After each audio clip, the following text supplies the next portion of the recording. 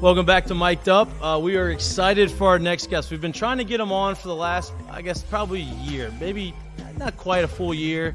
JD Pickell, he's, I guess I can call him the voice of college football for On3's Sports. He does a really good job. Lloyd said it on during the commercial break. He looks like a younger version of Greg Olsen. I think that's a very good compliment for JD. This is his first time on the show. Hopefully he'll be a constant on here. JD, I appreciate you coming on, man. Thanks for coming. Appreciate you having me on, man. Yeah, that's probably the nicest thing like anyone's ever said to me. Mom, wife, dad, like to be called a young Greg Olsen, that's a lot. So I appreciate it. Hey, listen, if you can rap like Greg Olsen used to be able to rap, then we got some things going on. Don't let Lloyd get on in this. Yeah, look, Lloyd doesn't usually say any nice things. It's not true at all. Yeah, let me get some more practice behind the scenes, and then when it's time, we'll get together. I love it. JD, man, I appreciate you coming on. There's been a lot of conversations around college football over the last like month and a half.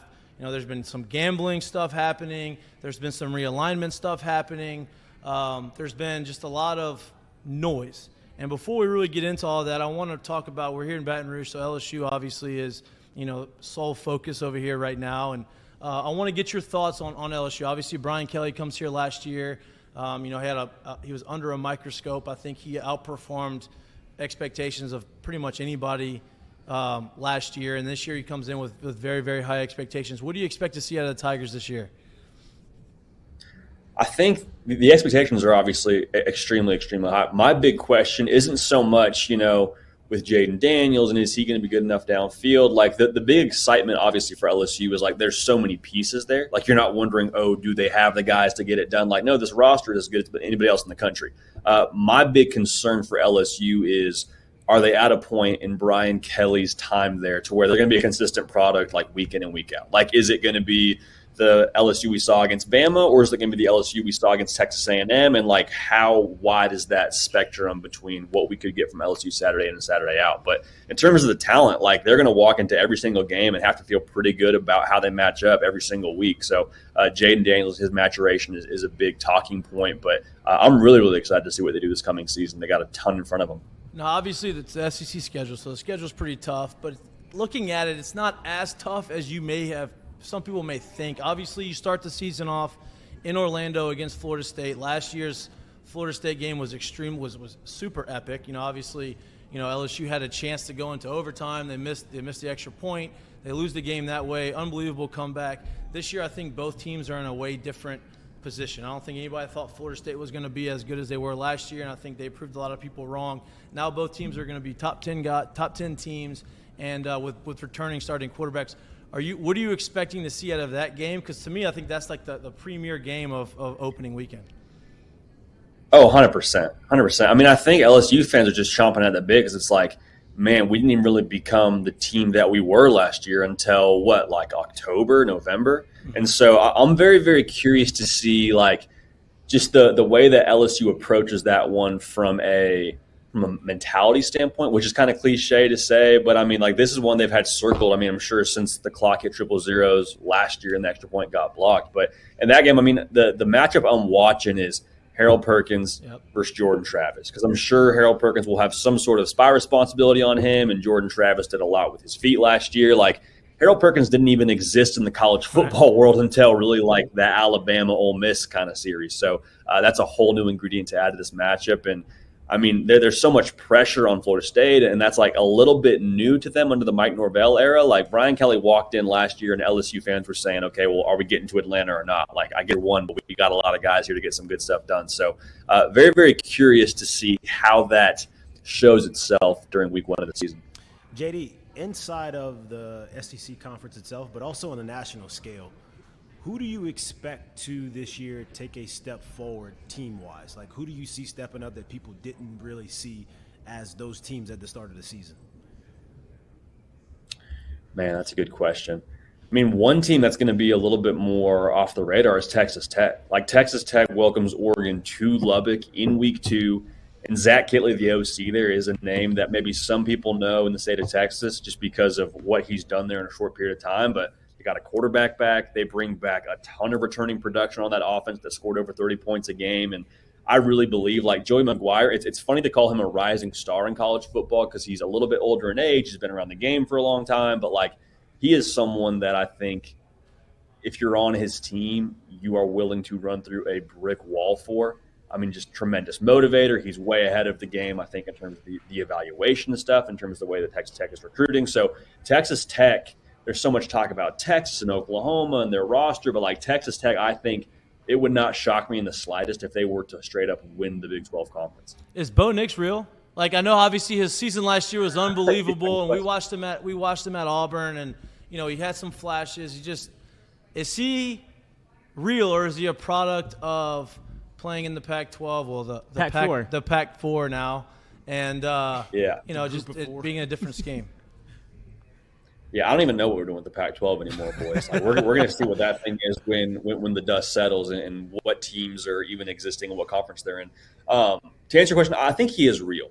Like, I think the thing with Bo Nix that doesn't get talked about enough is he got thrown in there as a true freshman at Auburn when, like, was he really ready to be the guy at a school like Auburn? Maybe he was your best option, but was he like, actually ready? And growing up, with all the things with the Auburn legacy, and his dad played at Auburn, like just the amount of pressure on him as a true freshman, and for us all to kind of see him go through the bumps and bruises of growing up in the SEC, like that has to do something to your psyche and your confidence. So I think last year was so crucial for him to be able to prove to the country, yes, but probably even a little bit to himself, like, okay, I am a really good quarterback. Like, I do have really good tools here, and I was able to do X, Y, and Z good thing. Like, he was probably supposed to be a Heisman finalist if they were to widen that range a little bit for him with how many touchdowns he accounted for.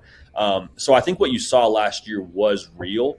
Now, the big question mark is, okay, you go from one system to yet another new system for Bo Nix, which is like the story of his whole career. But I think Dan Lanning has a lot of belief inside that locker room right now, and I think Bo Nix being able to prove it to himself last year does a lot for his mindset. So I think what you saw last year was real, and I'm super fascinated to see how we talk about him when it comes to like those NFL draft circles and how much the Auburn days are weighed against the good times at Oregon. So to me, the Bo Nix conversation, Oregon conversation, is a little bit of a precursor to college football on a landscape itself right now. Obviously this year, but as the realignment goes and going into next year, how do you see the realignment playing out in the playoff picture? Obviously not this year, but next year and for years to come. Yeah, just in terms of like the teams that get the at-large bids and things like that. Stuff like, yep.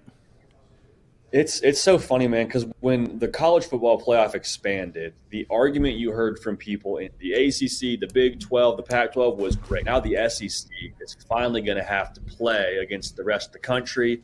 And it's like, well, yeah, there'll be some auto bids. But, y'all, we're just going to see more. I mean, you think the auto bid, or excuse me, the at-large bids are going to like a two-loss Washington team or a two-loss LSU, Ole Miss, whoever. It's like, no, dude, like the Pac-12 is getting left out of this thing when it expands. The ACC, they're still getting left out. It's going to be more SEC teams, more Big Ten teams. Right. And, I mean, the NFL draft is so funny when you hear things about, the SEC's overrated, the Big Ten's overrated. It's like, well, a lot of the guys getting drafted are from those conferences. Right. So especially there's this conspiracy across the college football public and the NFL draft circles and the people that make money on, finding the best college prospects, or maybe the proof is kind of in the pudding there. Yeah, I've never been on board with the whole, the SEC bias. Like, no, nobody's biased towards the SEC or the Big Ten. They're just biased towards good football. And that's where you see the most competitive football. Look, we're an SEC country, so obviously we have a tad bit more bias than most people. But I understand what good football looks like, and that's what it is, right? There may be one or two teams in the Pac-12, the USC, they're not going to be there anymore, right? Do you see the Pac-12 just being gone, or do you see, because here's my conversation I had the other day was, I can see Stanford and Cal, Stanford for sure, but Stanford and Cal probably have stuff to offer other schools, right? Sure. Oregon State, Washington State. I mean, what other conferences do they what do they offer to those conferences, and what happens to those guys? Yeah, who's paying rent, right? Like who's paying rent in the conference? It was USC, it was UCLA to a degree, but it was more so Oregon. Like now, it's like, hey, rent's still due. We're looking at the paycheck that y'all are bringing in, and it's not necessarily meeting expectations. So There's a couple, I think, trains of thought. One is that they get gobbled up by like an American Athletic Conference or the Mountain West Conference, which feels most likely. And I don't pretend to be like a huge realignment guy, but that kind of feels like the way that it would go. The other idea that I've heard thrown out, which is super interesting, what if we just take all of the Island of Misfit toys from Stanford, Cal, heck, Army gets thrown in the mix. We get them in a conference, and they just become their own just awkward conference. It'd be super weird, but I just wonder as we move more and more towards this like professional model where being independent is like becoming less and less of a real thing unless you're Notre Dame. I wonder if that's not the better option for them. I mean, Stanford could go independent, but I think being in a conference is going to be really important when it comes to the playoff going forward. Yep. So the other part of the college football landscape, and I think this is really just college sports in general, is the gambling side of it, right? Like, gambling's not going away. It's being embraced by everybody. The NFL, Roger Goodell used to say, oh, gambling is the worst thing, and now he's the biggest, proponent of gambling, obviously, because it brings in money. But you're starting to see a lot of these schools, Iowa State, they've been in the news a lot lately because of all of their gambling allegations and the people who got, in trouble for gambling. How do you see that commingling with college football? Now, I don't think the NCAA did a very good job of doing anything, honestly, over the last 5 years of making sure this doesn't happen, but it's here and it's not going away. It's just so wild because they're two totally different worlds, or they have been for the longest time, and now that line is starting to become a little bit more blurred. I mean, I don't know how y'all feel about this. As long as you're not betting against your team, like I don't have a problem with it. Like, I've had teammates. I mean, I've had teammates where I know full well, dude has $300 on us beating X team. It's like, well, you probably want to hold your blocks. Exactly. Like you probably have some extra stakes in the game. Like, good for you. You're not betting on the under. And then you could also argue for the Iowa State guys, like, hey, you're betting on the under. Yeah. Maybe that's just good. Maybe that's good sense. Probably a bad look, but probably a good bet. What does that say about the OC? Got a lot of confidence in our team. That's not. Hey, look at the game plan. Take the under this week, boys. Yeah, coach your son. Yeah, man. I mean, like, I don't have an issue if you're betting on yourself, which I understand there's moral pieces of it. Like, I probably wouldn't do it if I were playing. But if I have a teammate who I know is betting on us to win this game, it's like, all right, bro, well, we're getting paid like professionals now. Like, we have this money now. I mean, it's a very, very messy situation, but morally, I don't have an issue if you're betting for yourself and for your team. Yeah, I agree. I feel like the landscape of it is, though, is if we look at where it is right now when everyone knows there's no betting, right? So if we opened it up and say, hey, go ahead, you can bet on yourself, it could only get wilder, right? Like, there's just no way it gets any better. Yeah. No doubt. I mean, look, Nick you don't want to Saban open Pandora's box. Right. Yeah, exactly. The NCAA did that with NIL, obviously, and they're kind of trying to go to backtrack, and they can't. It's really hard to do that. Nick Saban brings in Pete Rose to come and talk to his team about gambling. Like, that's an interesting strategy there. Maybe he's giving them pointers on how to do it so you don't get caught. I'm not sure. That's so baller. That was a great move. Like, I'm all for Pete Rose. Like, I think he should be in the Hall of Fame. Like, I get it. But that's just the way college football is. Let's swing it back to actual football conversation, right? So, everybody likes to claim, or everybody likes to say everybody, media and Texas, they love to say Texas is back every year. Oh, Texas is back, Texas is back. Well, Texas hasn't been back, right? You feel like they're starting to make those strides. They had a big pickup yesterday in the recruiting world in Colin Simmons. Obviously, that hurt some of the LSU guys around here because everybody thought that we were supposed to get Colin Simmons. I don't think that recruitment is over. We get Caden Durham, which is a big thing. What is your take? Obviously, Texas is coming to the SEC, so that's got to be big in recruiting. They're keeping their people in their backyard. One, is that recruitment over? Do you think that he's sold there? And two, how do you feel like that adjustment from Texas and Oklahoma to the SEC is going to transition? Yeah, I'll start with Colin Simmons. So I don't pretend to be an insider by any stretch when it comes to the recruiting world. I would just say broadest strokes possible, especially with what we've seen with NIL recently. Like, last signing day was crazy. And it always is, but it felt like it was turned up a little bit last year with guys flipping on signing day and making decisions. So, I mean, we all know that it's not over till pen meets paper. So that's one thing. I am interested, though, with him being in state, if Texas has a better chance to hold on to that commitment. Hey, come to a game. Hey, we'll there's a little bit less of, we're worried about him being on the West Coast and maybe USC makes a play at him, that kind of thing. But as it pertains to them getting to the SEC between Texas and Oklahoma, like, I think both head coaches understand, like, if we want to win in this conference, like, we have to have the big boys up front to do it. And I mean, we had Brent Venables on our show, and he was like, is it the factor? No, but is it a factor for us in recruiting? Like, yeah, it has to be. Like, it just, in the world of the SEC, when you play defensive lines like LSU, when you play Georgia, Alabama, like, that is the price of admission. Like, it's no longer an advantage to have big human beings. It is, we have to have big human beings, or we're getting blown out every single Saturday. So, I think it may take a second. It may take a while for them to acclimate. I don't think it'll be the same as when we saw A&M and Missouri join the conference. A&M happened to have this guy called Johnny Manziel who was able to kind of game for them. Like, I think it's going to be a little bit more of an uphill battle for them. But I think the awareness that they know it's not going to be, okay, we'll roll in there with the guys that we got now and kind of figure it out. Like, they understand it's got to be kicked up a notch in the trenches. Well, so you still got take a second. You got Arch Manning over there, right? So, like, you have Arch Manning plus you have yours, right? So who's going to be, is Arch going to come in there and take the job? Because you have a guy who was the face of NIL coming out of high school, technically, right? Like, it was when NIL started. He got all this money to go to Ohio State. Then he came back down to Texas. And you have Arch Manning there now, too, who's now obviously he's in the royal family of football, And so what's the deal with those two guys? How's that quarterback? Is it a battle? Is it a competition? Or is it going to be, hey, you're going to wait in the wings, you're going to be the next guy? Yeah, I think for this year it has to be Quinn Ewers is your guy. As long as Texas has meaningful snaps to play for, you got to go, with the experience. Because in my mind, like, they already went through the growing pains with a young quarterback with Quinn Ewers last year, and you saw really good Quinn Ewers, like that first quarter of Alabama, and you saw him throw 30 incompletions against Oklahoma State. So, like, they went through this kind of awkward, okay, get your young quarterback moments out, and now it's this year. It's like, no, we need someone experienced who's not going to get out there and on third down against Oklahoma and feel rattled at all. But I do think very much so for the people in Austin, I think it's like, hey, Quinn, this is your year, and then you go to the league. Like, if you come back next year, this job may not be guaranteed to you, all right? Because we got not one but two really good quarterbacks in that room between Arch Manning and Malik Murphy, and we're not keeping this seat warm for you, brother. So, hey, we appreciate you. 12 games. If we get more after that, awesome. But, like, this is Quinn's year, and I don't know that next year it'll be just walk back in and be QB1 for us.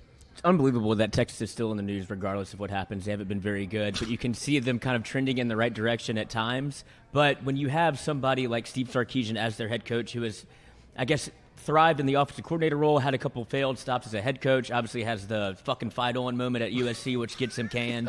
And then, so of his past and how he struggled. With that in mind and the way that Texas is quick to yank people, do you feel like Steve Sarkisian's job's on the hot seat, or does Arch buy him some time at that job? Yeah, I mean, with how well they've recruited, I have a hard time believing that he's on the hot seat as long as they continue like this upward climb. Like 5-7 the first year. Hey, it's my first year. It wasn't even my team. Second year, 8 wins. Okay, hey, that's progress. If they regress horribly to like a 6-win football team, then I think this conversation changes drastically.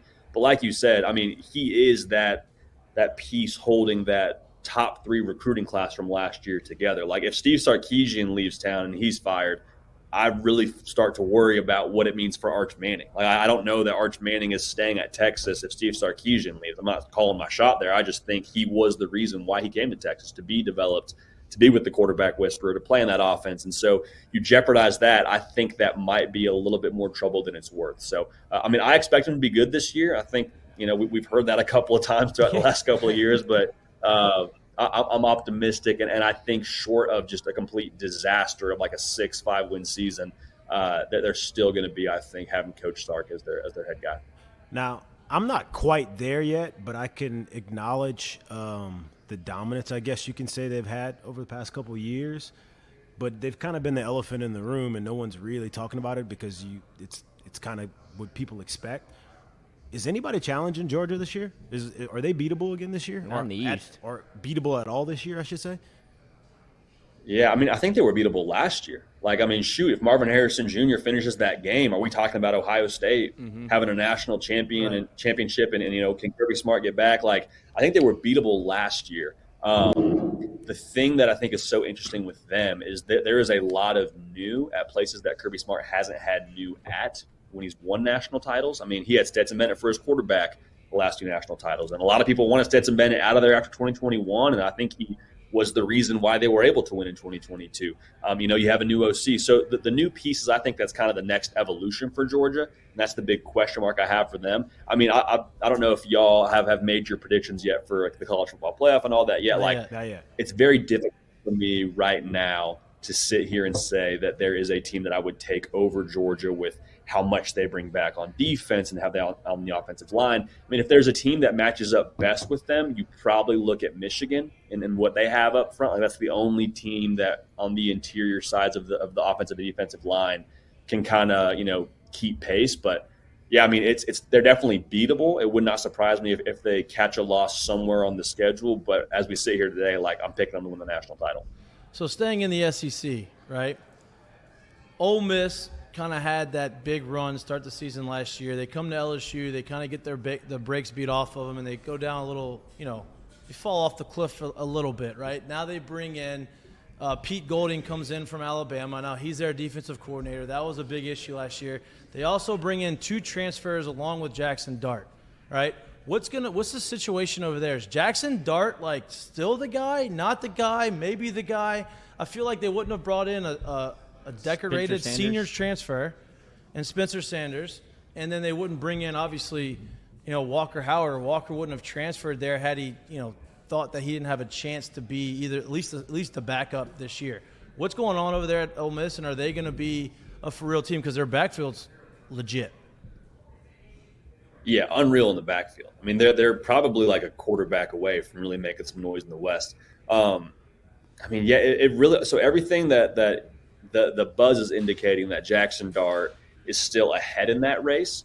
And so if you're an Ole Miss fan, there's a couple of ways to look at that. You can say, man, we brought in not 1 but 2 transfers to upgrade at quarterback, and neither one of them was better than Jackson Dart. We're in for a long season. Or you can say, okay, brought in a quarterback who's really experienced. I mean, he's played in some big spots, played in the Big 12 title, Spencer Sanders, and Jackson Dart saw that, upped his game, probably felt a little bit attacked. I mean, his dad's on Facebook posting about who knows what, shooting leopards and whatnot. Just posting about basically hey, we're here, we're not running from this. We're going to compete. We're going to get better.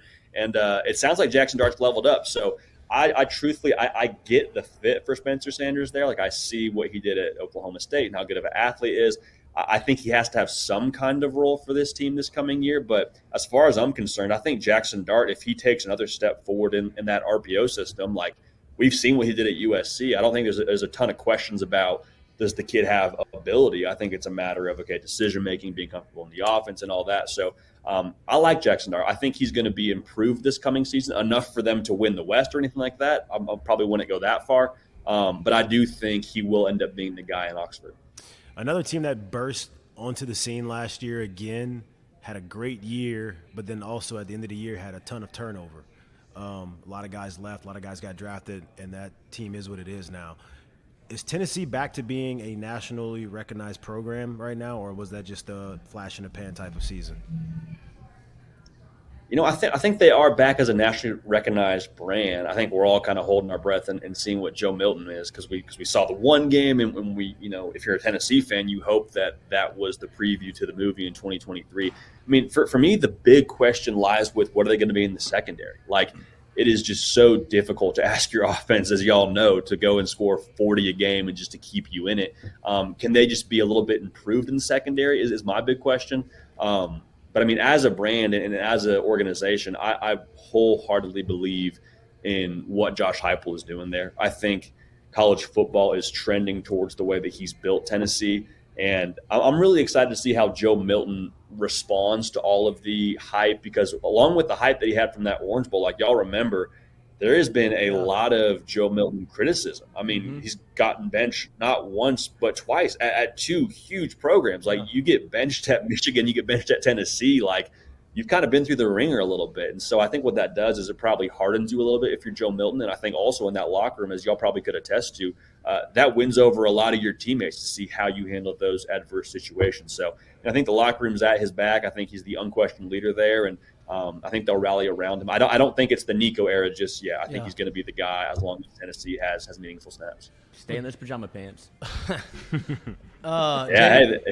It's a brand. Like him, you wear whatever you.